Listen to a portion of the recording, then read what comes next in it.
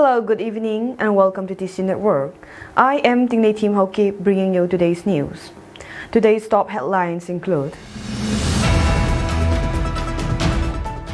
First phase of voting begins. Over 15 lakh expected to cast vote.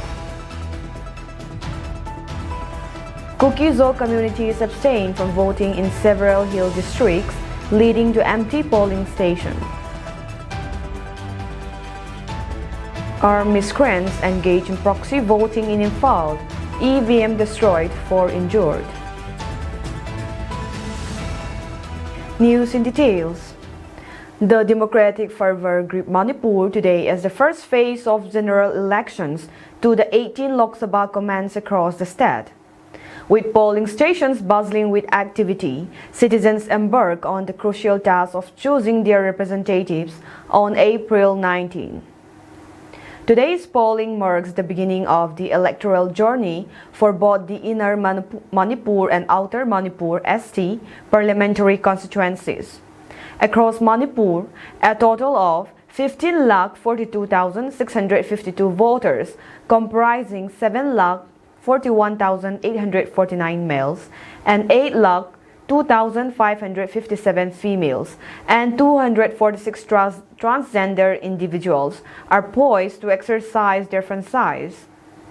The democratic exercise unfolds across 32 assembly segments for Inner Manipur and 15 assembly segments for Outer Manipur (ST) parliamentary constituencies. In a significant step towards inclusivity and gender representation, 645 polling stations will be entirely managed by women personnel, underscoring the commitment to diversity in the electoral process. Moreover, 2 polling stations will be exclusively managed by persons with disabilities personnel, ensuring accessibility for all voters. Additionally, arrangements have been meticulously laid out for internally displaced voters across various districts, with the establishment of 85 special polling stations to facilitate their participation. A total of 10 candidates, with 6 contending for Inner Manipur and 4 for Outer Manipur parliamentary constituencies, are vying for victory in this inaugural phase. As the electoral machinery swings into action, stringent measures are in place to monitor the process closely. Webcasting and videography arrangements are operational in 1,256 polling stations, enhancing transparency and accountability. Furthermore, the deployment of Central Armed Police Forces (CAPF) and micro-observers in critical polling stations bolsters the integrity of the electoral process. The first phase of polling in Kangui Kangpokpi District, Manipur, kicked off at 7 a.m. with empty polling stations, with complete zero turnout from the Kuki-Zo voters following the abstention call from the community's apex body. Almost all the polling stations, including the polling station managed by PWD, 77 polling stations managed exclusively by women, and 24 special polling stations for displaced voters, both from Inner and Outer Manipur, wore a deserted look with the abstention from Kuki-Zo voters. However, voters from other communities exercised their franchise rights in their respective polling stations, but compared to the previous elections, the voter turnout has been very low. The Kuki in Sadar Hills, the paramount authority for the Kuki community, issued a powerful proclamation urging all Kuki residents in Sadar Hills to abstain from voting in the upcoming Lok Sabha election, highlighting their unwavering stance and unity. It had made it clear that their approach to the Lok Sabha polls isn't about boycotting, but rather obtaining to abstain from voting. Whereas today at 7 a.m., the 18 Lok Sabha election went smoothly in the district, Churachandpur. Voters cast their votes in 274 polling stations, along with presiding officer, polling officer 1, polling officer 2, and polling officer 3. There are 1,156 polling officers, out of which 440 are reported to be female officers. The candidates for Outer Manipur constituency election: Alfred K. Arthur, Indian National Congress (INC); K. Timothy Zimik, National People's Front (NPF), Alison Abonmay, Independent candidate, and Esco John, Independent candidate respectively. In 57 Hinglip SC, votes were casted in 60 polling stations. In 60 Singat SC, votes were casted in 56 polling stations. In 58 Churachandpur, votes were casted in 80 polling stations, and in 59 Saikot, votes were casted in 78 polling stations. The place where polling personnel, EVM and VVPAT were airdropped in the district through helicopter are 57 by 1 Sanglal, 57 by 2 Paibong, 57 by 3 Songkong, 57 by 4 Khanpi, 57 by 19 Poipi, 57 by 20 Mazuron, 57 by 21 Kungpi Nausen, 57 by 28 Kukinmun, 57 by 29 El Hingzang, 57 by 30 Tumzang Pai, 57 by 22 Chothe, 57 by 23 Chaiba, 57 by 24 Ngarian, 57 by 25 Lower Kairap Aimol, 57 by 26 Tokpa Kabui, 57 by 27 Charoy Hulin, 57 by 32 Thienzang, and 57 by 33 Sadu Huroy respectively. There are 14 neutral polling stations in the district, where 9 are at 57 Hinglip and 5 in 59 Saikot. There are 78 critical and vulnerable polling stations. Voters can cast their votes for Outer Manipur constituency in 57 Hinglip, 58 Churachandpur, 59 Saikot, and 60 Singar respectively. Second phase of Lok Sabha election will be conducted on April 26, and the polling station will be located at 55 Tipaimuk and 56 Thanlon respectively. The special polling station arranged for the IDP voters for second phase Outer Manipur parliamentary constituency are at Monglin Pai UPS 539 voters, Sadbhavan Mandap Tuibung 681 voters, 4 JS School Molnom 501 voters, St. Stephen School D Pailin 105 voters, Sangaikot SDO Complex 192 voters, S. Geltui LPS 112 voters, Jalenpai JBS 204 voters, Songpe JB School 164 voters, AG High School Nehru Mark 136 voters, Churachandpur Higher Secondary School 348 voters, VK Tona High Vengnom Lamka 147 voters, Don School BCM Mall Tingkangpai 97 voters, and Lanvat DD Block Lingsipai 533 voters respectively. Special polling station for Inner Manipur Parliamentary Constituency election for the IDPs is located at Youth Hostel 193 voters and Solbrook School 324 voters. Total number of IDP who are eligible for the Outer Manipur is estimated to be 3,759, and for Inner Manipur election is 517. There were no many voters unlike the other years, but the polling stations were not chaotic and it was peacefully conducted. At least 4 persons injured after miscreants armed with weapons illegally infiltrated a polling station in Khongman, Infal East, and Moirang Kampu polling stations. They proceed to cast votes on behalf of multiple voters, despite the presence of police officials and political party agents. Upon learning of this egregious act, enraged citizens stormed into the premises of National Children's School in Khongman, Zone 4, which houses polling station number 5/31, and vandalized the electronic voting machine (EVM) and voter verifiable paper audit trail (VVPAT) machines. The public condemned the armed miscreants, accusing them of engaging in proxy voting to secure victory for a particular candidate. A similar incident unfolded at Khongman Zone 5 polling station, situated approximately 200 meters away from polling station 5/31, and at Moirang Kampu Sajep Hurai Kendra polling booth as well, where one elderly man was injured by gunshot from unknown miscreants, added sources.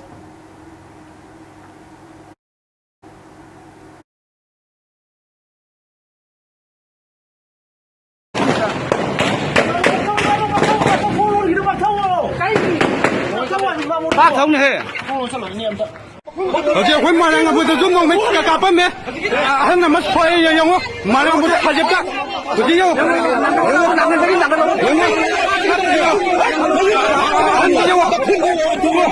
赢我，没赢我走，赢我，他叫不赢我。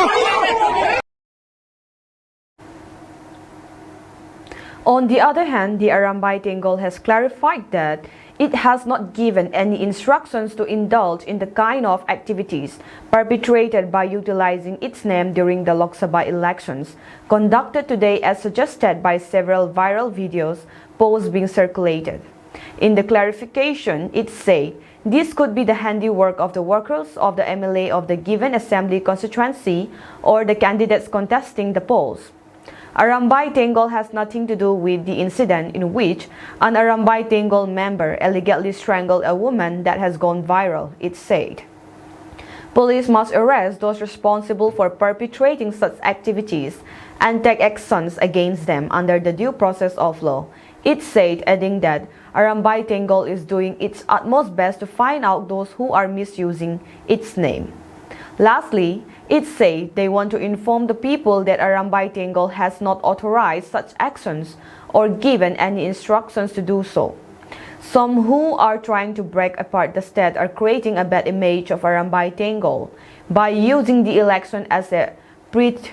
Arambay Tenggol has clarified that it has not given any instructions to indulge in the kind of activities perpetrated by utilizing its name during the Lok Sabha elections conducted today, as suggested by the several viral videos posts being circulated.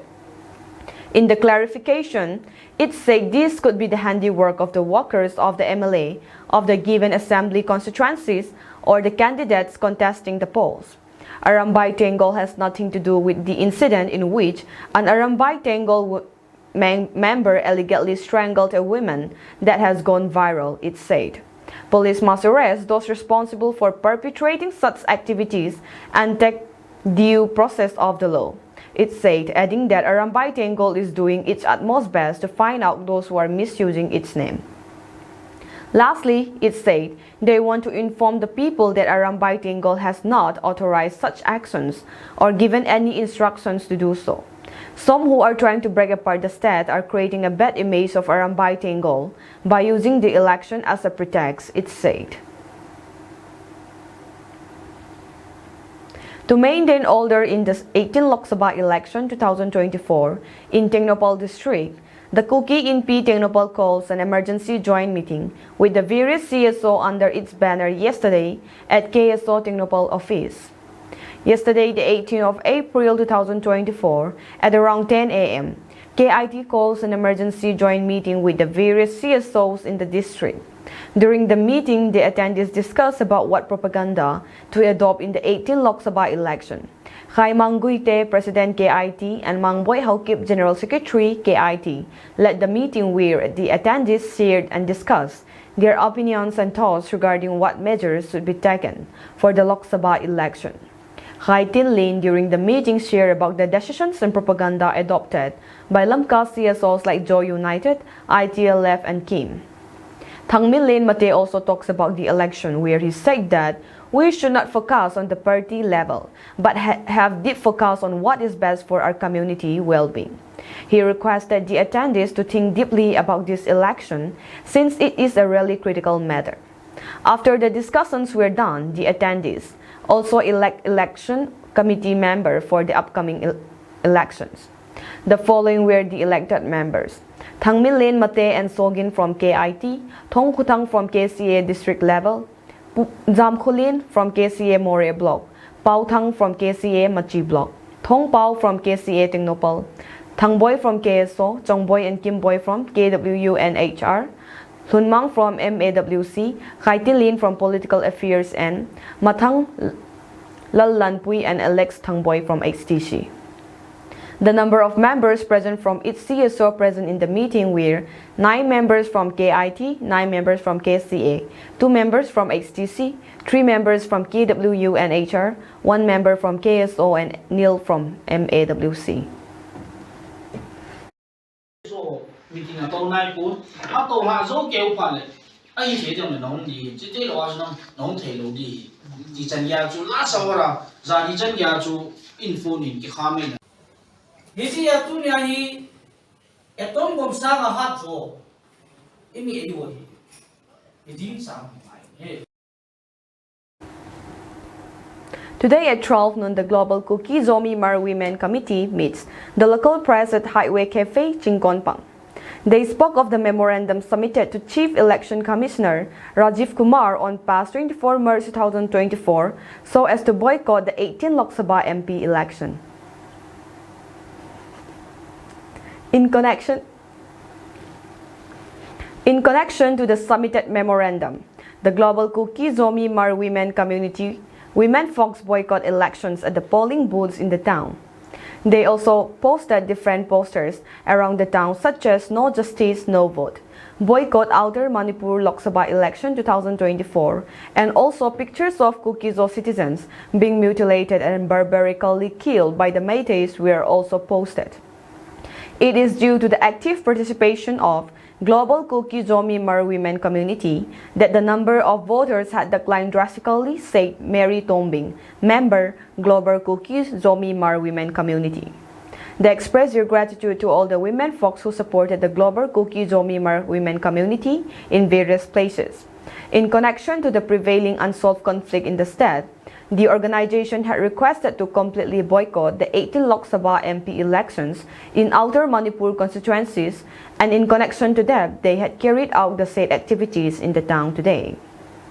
The Global Kuki Zomi Mar Women Community also had many future plans to conduct activities so as to unify the Kuki-Zo in the town. 27 March 2024 Chief Election Commissioner Rajiv Kumar Kyanga Memorandum Akipya Dungzuin Global Kuki Zomi Women Mar Women Tena Boycott na kisonga Huaytung Tanga Panna sa takin kilay na social media le publicity tuam to makihiya tunia election na tunita na nahon nung tuam manuna mipite Global Kuki Zomi Mar Women minina mipite ting kya nga kipatu kahon ge na hi mabana le pangkhomin unaw khat ihina nasatakina so atodin mipite kya le kahon ge na hoi bana tunia numei heutu tuam veng cha hong pai khom te kya nga le nong nung thom manuna athakina no te tunga le avel ki pa thu ka hon ge na mi pi te na hon nung thwa kwa election tu ni dai sik ze kai nei the manuna no te ze ka hi chi le athak ka thakin mi pi te the di na ka hon puanga na tungwa ki pak pen ma ka hi ma ba na le pan la to zel ni chi ka hon nget na hi tengin ka zo di. The Central YMA today laid down certain rules and regulations for the IDPs taking shelter in Mizoram. The rules may be mentioned as: first, the IDPs from Myanmar, Bangladesh, and Manipur who are Zofa brothers should abide by the rules and regulations of the state. They should not act beyond the rules and regulations laid down by the native inhabitant or the local residents. Second, the IDPs should not involve in any illegal trade or black business and should live their life honestly without getting involved in drugs. Third, the IDPs should not buy land or own homes without the knowledge of the Mizoram government, and the YMA has no rights in regards to these situations of issuing land ownership certificates. Fourth, no one should buy off rent and shop owners with a higher price and forcefully evacuate the present settlers or runners. Fifth, since refugees from Bangladesh and Myanmar are not citizens of India, they should not try to illegally owe documents such as voter ID, Aadhaar card, birth certificate, tribal certificate, residential certificate, driving license, vehicle registration, etc. Sixth, they should cooperate with the government and citizens in terms of illegal trade and black business. 7. The IDPs should keep in mind they are just temporary settlers and should avoid shifting their residences too often. 8. Branch or group and YMS sub-headquarters are requested to periodically check on the conditions of the IDPs or refugees and to also render them with the help they need, since they are not any strangers but are brethren who are under critical situations and hardships. Tragedy struck the election duties in Mizoram as Larin Puya 28, a personnel from the 2nd Battalion of the Indian Reserve Battalion was stationed at Wangchia for the 2024 MP election duty, passed away in his sleep. As per India Today Northeast, Larin Puya, a resident of Kolkul village in Kauzol district, was deployed at Wangchia Primary School for election duties. The unfortunate incident occurred at 5 a.m. this morning when fellow polling officials attempted to wake him only to discover him deceased in his bed. The sudden demise of Larin Puya has sent shockwaves through the election administration and the local community alike. As per initial reports, there were no prior indications of any health issues or concerns regarding Larin Puya's well-being. Authorities are conducting investigations into the circumstances surrounding Larin Puya's untimely death, with efforts underway to ascertain the cause of his sudden passing. Almost zero voting has been recorded across 6 districts in Nagaland so far today, after the Eastern Nagaland People's Organization, which is demanding a separate administration with more financial autonomy, declared a public emergency and called on locals to boycott this election. The Northeastern State's Chief Election Officer has issued a notice to the ENPO for disrupting the electoral process. In a statement, the top poll officials say the group had attempted to use undue influence by interfering with the free exercise of those residing in Eastern Nagaland areas to vote in the general election. The ENPO, the officers said, is therefore directed to show cause as to why action under subsection of Section 171C of the Indian Penal Code should not be initiated. The relevant subsection says, whoever voluntarily interferes or attempts to interfere with the free exercise of any electoral right commits the offense of undue influence at the election. The ENPO has responded saying the main goal of the public notification was to reduce the possibility of disturbances in the Eastern Nagaland region, which is under our own jurisdiction, and the risk linked with gatherings of antisocial elements. The organization underlined the fact the Eastern Nagaland region is presently under public emergency and that this was declared after consultations with stakeholders. This was a voluntary initiative by the people, the ENPO said, arguing that action under Section 171C is not applicable, as no offense related to undue influence at any election is committed. Given that the shutdown was a voluntary initiative by the people, there was no question of coercion or enforcement by the ENPO or any other authority, the statement said. Also adding that it is willing to cooperate with the Election Commission if there has been any misunderstanding or misinterpretation. On March 30, the ENPO held a lengthy closed-door meeting with 20 MLAs and other organizations at which they reiterated the decision to totally abstain from the Lok Sabha election. The Eastern Nagaland Legislators Union, consisting of the 20 MLAs, had asked the ENPO to reconsider its decision. The following day, the ENPO told the Election Commission of India about their move to not cast votes in the election. It said the decision was not taken lightly and reflects the sentiments and aspirations of the people of Eastern Nagaland, who have tirelessly advocated for our rights and aspirations within the framework of democratic governance. The decision is not, it said, an act of defiance versus democracy. The public emergency was declared on March 8. During this time, the ENPO, the apex body of 7 Naga tribes of the region, and its frontal organizations did not permit poll campaigns. The ENPO also gave an abstention call before last year's assembly election, but this was withdrawn after an assurance from Union Home Minister Amit Shah. Nagaland has 1 Lok Sabha seat, which has been held by Nationalist Democratic Progressive Party's Toheho Yepthomi since a 2018 by poll. The NDPP is an ally of the BJP. Around 140 students, including many girls, reached Kerala last September following the ethnic violence in the northeastern state. They are now pursuing studies at various universities and colleges in North Kerala districts like Kannur, Kasargat, and Wayanad. All of them are from the Kuki community. As many as 140 Manipuri students belonging to the Kuki community relocated to Kerala after ethnic violence incidents marked the state last September. Gaulungmon Haukip, Education Secretary of the Kuki Students Organization in Kerala, told DH that even though many young among them wished to go to Manipur and campaign against the BJP, they were unable to travel due to financial crunches. Even now, we are managing to pursue our studies with the support of the colleges and universities, as well as some well-wishers who offer free food and lodging. We could not afford to travel now, but we widely share campaign materials against the BJP and its supporters through social media platforms, he said.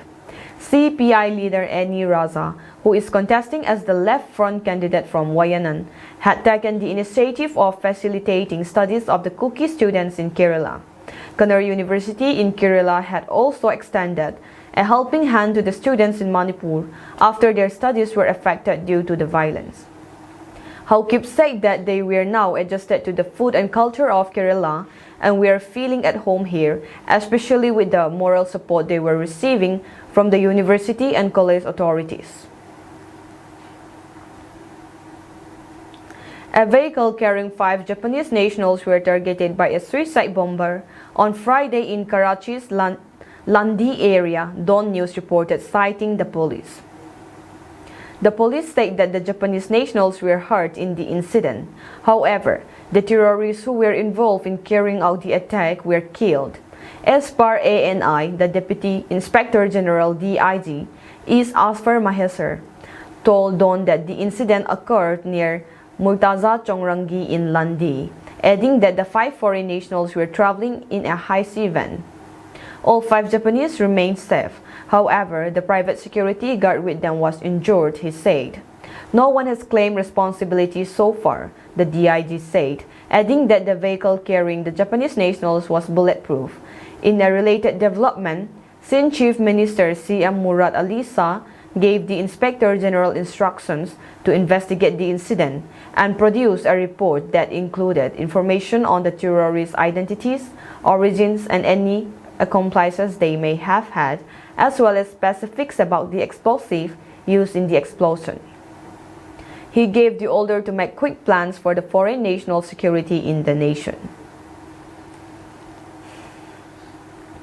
Israel has carried out a military strike inside Iran, a U.S. official told CNN Friday, a potentially dangerous escalation in a fast-widening Middle East conflict that Iranian government officials have so far sought to play down. The U.S. was given advance notification Thursday of an intended Israeli strike in the coming days, but did not endorse the response, a second senior U.S. official said. Iran's air defense system were activated in several locations after 3 explosions were heard close to a major military airbase near the Iranian city of Isfahan, state media reported early Friday morning. Iranian officials said air defenses intercepted 3 drones and there was no reports of a missile attack. Iran has not identified the source of the strike. Multiple state-aligned news agencies reported that sites associated with Iran's nuclear program were completely secure and the attack appeared to be limited in scope. Senior military commander 2nd Brigadier General Mihandos told the state-aligned Tasnim news agency there was no damage and the noises heard overnight were due to air defense system targeting a suspicious object. Iranian media appeared to further minimize the scale of the attack later Friday, broadcasting calm scenes from Isfahan showing residents walking through parks and visiting landmarks. Traffic was reported as normal and the airport was also reported to have reopened after flights were briefly cancelled or suspended early Friday. Reports of Friday's strikes came hours after Iran's Foreign Minister Hossein Amir Abdollahian told CNN that if Israel takes any further military action against Iran, its response would be immediate and at a maximum level. If the Israeli regime commits a grave error once again, our response will be decisive, definitive, and regretful for them, he added. noting that this warning had become communicated to the White House via the Swiss embassy in Tehran. Tensions across the Middle East remain on a knife edge following Iran's unprecedented direct strike against Israel last Saturday. The attack, during which Iran launched more than 300 drones and cruise missiles towards Israel, came in response to a suspected Israeli strike on an Iranian diplomatic complex in the Syrian capital Damascus on 1 April, which killed a top commander and several others. Separately, material losses were reported in southern Syria after an Israeli strike targeted our air defense sites in the southern region. Syrian state media SANA reported Friday, citing a military source. The Israeli military said that it does not comment on reports in foreign media. The Israeli military said it was unable to provide a comment on Friday when asked by CNN about reports of explosion in Iran. Iran warned of maximum response hours earlier. Israel's action in Iran is the latest escalatory move in a region that has been rocked by Israel's devastating war in Gaza following Hamas' brutal October 7 attack. That attack killed more than 1,200 people, mostly civilians, and saw more than 200 others taken hostage. Israel's bombardment and siege of Gaza has killed more than 33,000 Palestinians, according to Palestinian officials, caused widespread destruction of the enclave and sparked a humanitarian crisis where more than 1 million people face catastrophic levels of hunger. Prior to Friday's Israeli strike, the U.S. expectation was the country would not target Iran's civilian or nuclear facilities, the senior U.S. official told CNN. CNN has previously reported that Israel told the U.S. its response would be limited in scope. U.S. intelligence had suggested Israel was weighing a narrow and limited strike inside Iran because they feel like they have to respond with a kinetic action of some kind given the unprecedented scale of the Iranian attack. The range of target was never specified in precise terms, but nuclear and civilian locations were clearly not in that category, the senior official added. Israel's Western allies have both rallied to its defense in the wake of Iran's attack Saturday, while also urging restraint. U.S. President Joe Biden told Israeli Prime Minister Benjamin Netanyahu he should consider Iran's strike a win, since they have been largely unsuccessful and demonstrated Israel's ability to defend itself. Biden had already made clear to Netanyahu that the U.S. would not participate in any offensive operations against Iran in response, a senior administration previously told CNN. Benny Gantz, a key member of Israel's war cabinet, had pushed for a swift response to the attack. Two Israeli officials told CNN, arguing that the longer Israel delayed its response, the harder it would be to garner international support for it. Some hardline officials have gone further. Israeli National Security Minister Itamar Ben-Gvir said Israel should go crazy in response. Arab states, including those that are friendly with Israel, have expressed concern about a potential escalation from Iran's attack but haven't outright condemned it. That is all for today's news, and have a pleasant evening ahead.